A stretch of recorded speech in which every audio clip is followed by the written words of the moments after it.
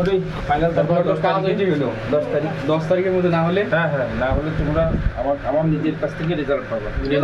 এবার পয়সাগুলো ব্যাপার সব ঠিক আছে, তোমাদের তো বলছি তোমরা যে লিঙ্কের পয়সা দিয়েছো কিউআর কার্ড আর লিঙ্ক একদম শুরু থেকে তো তোমরা করতেই পারবে না এখন, সমস্যা আমার কথা যদি কাজ না হয় আমি সেটা বলছি না। তোমরা যে লিঙ্কের পয়সা দিয়ে 10 তারিখের মধ্যে কি হবে? 10 তারিখের মধ্যে 100% যদি 100% না কথা ওটা না। 10 তারিখের মধ্যে কাজ না হয় হ্যাঁ তাহলে পুরো টাকা শুরু থেকে যা দেওয়া হয়েছে মানে পুরোটা রিটার্ন দিতে হবে। তাহলে আমাকে ক্যান্সেলেশন দিতে হবে। আমরা সেদিন ক্যান্সেলেশন দিব, সেদিন দিয়ে যাবো। ঠিক আছে, কথাটা কি গোপাল আমি বলছো হ্যাঁ বোঝা হয়ে গেছে আমার, বুঝছো আমার বোঝা মানে শেষ।